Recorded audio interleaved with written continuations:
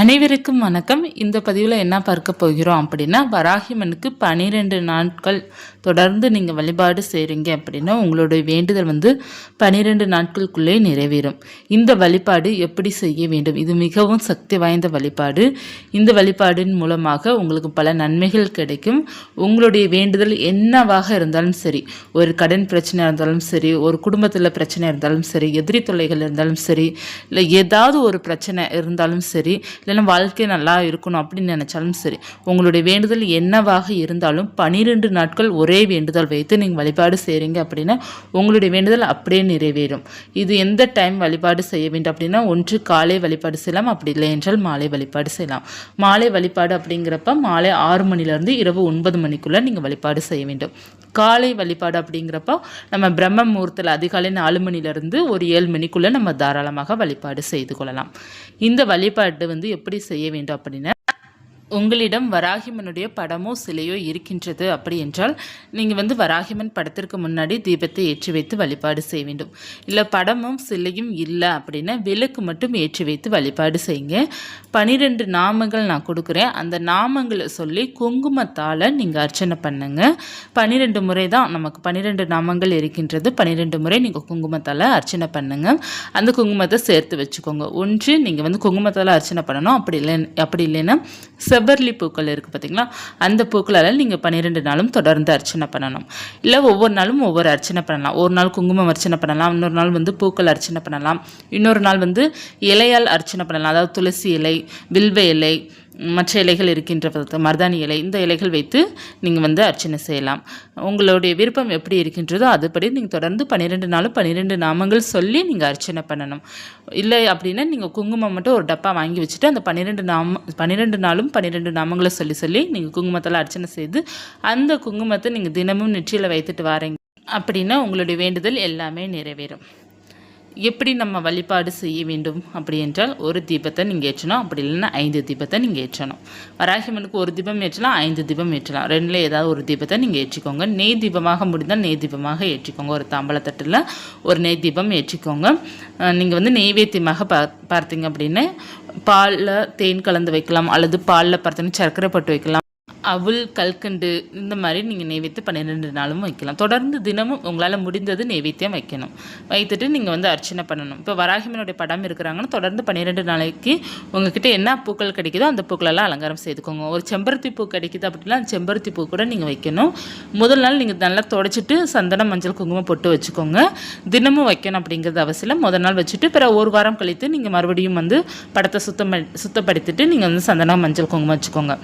ஏன்னா நம்ம ஒரு 2 வாரம் ஆகும். 12 நாள் அப்படிங்கிறப்ப நமக்கு கிட்டத்தட்ட பார்த்தா 2 வாரத்துக்கிட்ட நெருங்கி வரும். அப்படி இருக்கும்போது நீங்கள் தினமும் பொட்டு வைக்காமல் ஒரு 6 நாளைக்கு ஒருக்கா நீங்கள் வைக்கலாம். இல்லை தினமும் நான் பண்ண போகிறேன் அப்படின்னாலும் தாராளமாக வைக்கலாம். விளக்கு தினமும் சுத்தப்படுத்தணும் அப்படிங்கிறதில்ல. வாரம் ஒரு முறை நீங்கள் எப்படி வியாழக்கிழமை சுத்தப்படுத்துவீங்களோ அந்த மாதிரி சுத்தப்படுத்தலாம். கொஞ்சம் உங்களுக்கு டஸ்ட் இந்த மாதிரி இருந்துச்சுன்னா நல்ல ஒரு கிளாத்தோ அல்லது டிஷ்யூ பேப்பரை வச்சு நீங்கள் தொடச்சி எடுத்துகிட்டு நீங்கள் தீபம் ஏற்றிக்கொள்ளலாம். இல்லை அப்படின்னா நீங்கள் 15 நாளைக்கு ஒருக்கா விளக்கு சுத்தம் பண்ணுறவங்களா இருக்கிறீங்க அப்படின்னா அந்த பூஜை முடித்த பிறகு மறுநாள் நீங்கள் விளக்கை சுத்தப்படுத்திட்டு நீங்கள் எடுத்து வச்சிடலாம். இந்த மாதிரி நீங்கள் செய்துக்கோங்க.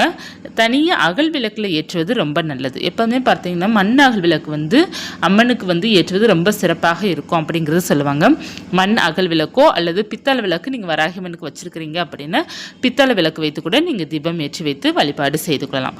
உங்களுடைய விருப்பம் தான். இப்போ 12 நாமங்கள் சொல்லி வராகியம்மனுக்கு ஒரு தீபத்தை ஏற்றி வைத்து உங்களுடைய ஒரே ஒரு வேண்டுதல் மட்டும் வைத்து நீங்கள் உண்மையான பக்தியுடன் அன்போடு நீங்கள் வழிபாடு செய்யும்போது வராகியம்மனே அருள் இறங்கி உங்களுக்கு நிச்சயமாக பார்த்தீங்கன்னா உங்களுடைய வேண்டுதல் நிறைவேறும். அது எப்படிப்பட்ட வேண்டுதலாக இருந்தாலும் இந்த 12 நாட்களுக்குள்ளேயே உங்கள் வாழ்க்கை நிச்சயமாக மாறும்.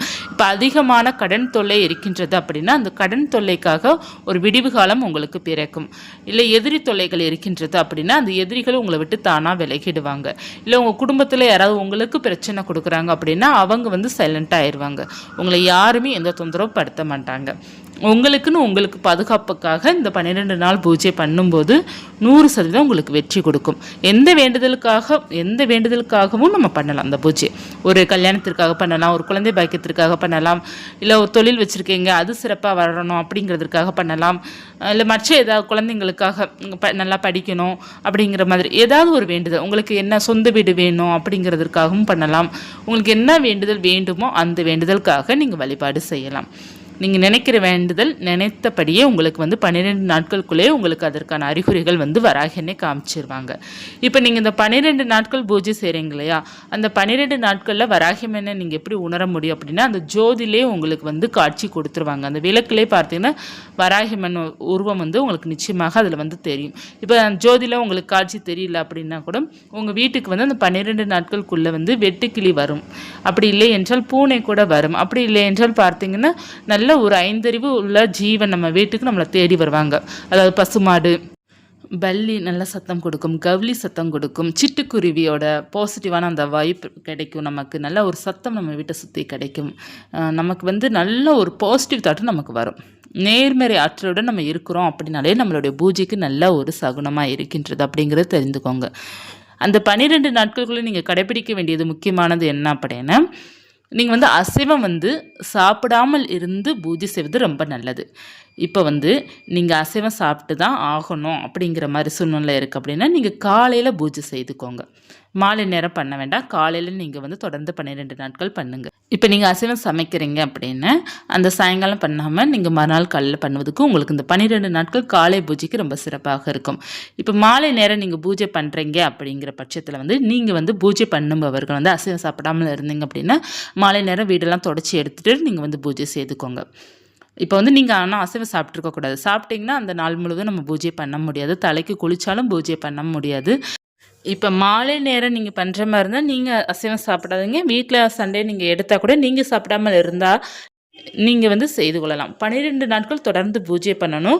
இப்போ உங்களுக்கு அந்த பீரியட் ஸ்டேட்லாம் வருது அப்படின்னா அது முடிந்த பிறகு நீங்கள் ஸ்டார்ட் பண்ணுங்கள். எல்லா நாளுமே வராகி அன்னைக்கு ஸ்டார்ட் பண்ணலாம், செவ்வாய்க்கிழமை ஸ்டார்ட் பண்ணலாம், வெள்ளிக்கிழமை ஸ்டார்ட் பண்ணலாம், அவங்களுக்குரிய பஞ்சமி தினத்தன்று நம்ம ஸ்டார்ட் பண்ணலாம். நமக்கு எந்த நாளென்று நம்ம பார்க்கணும் அப்படிங்கிறது அவசியமே இல்லை. ஏன்னா ஒவ்வொரு நாளைக்கும் நம்ம ஒவ்வொரு பிரச்சனைக்காக வழிபாடு செய்யலாம். ஞாயிற்றுக்கிழமை அப்படிங்கிறது ஒரு நல்ல ஒரு வேலைக்காக நம்ம வழிபாடு செய்யலாம். திங்கட்கிழமைங்கிறது குடும்ப ஒற்றுமைக்காக வழிபாடு செய்யலாம். செவ்வாய்க்கிழமை சொந்த வீடு மற்றும் கேஸ் இந்த கோர்ட்டில் அந்த பிரச்சனைலாம் இருக்குன்னா கடன் தீர்வதற்காக வழிபாடு செய்யலாம். புதன்கிழமை பொண்ணும் பொருளும் கிடைப்பதற்காக குழந்தைகள் நன்றாக படிக்கணும் அப்படிங்கிறதுக்காக நீங்கள் அந்த நாளன்று பூஜை தொடங்கலாம். வியாழக்கிழமை தங்கம் வெள்ளிலாம் சேர்வதற்காக நம்ம வழிபாடு செய்யலாம். வெள்ளிக்கிழமை பார்த்தீங்கன்னா லக்ஷ்மி கடாட்சம் கிடைப்பதற்காக நம்ம கையில் பணம் வரவு அதிகரிப்பதற்காக நம்ம வெள்ளிக்கிழமை ஸ்டார்ட் பண்ணலாம். சனிக்கிழமை மிகவும் முக்கியமான நாள் வராகி அன்னைக்கு. சனிக்கிழமை வழிபாடு செய்யும்போது உங்களுக்கு கிரகத்தால் பாதிக்கப்பட்டிருக்கிற ஏதாவது ஒரு பிரச்சனை உங்களுக்கு இருக்கின்றது அப்படின்னா அது சரியாகும். எந்த டேட்டு வேணுமானாலும் நீங்கள் ஸ்டார்ட் பண்ணலாம். எல்லா நாளுமே வராகி அன்னைக்கு உகந்த நாட்கள் தான்.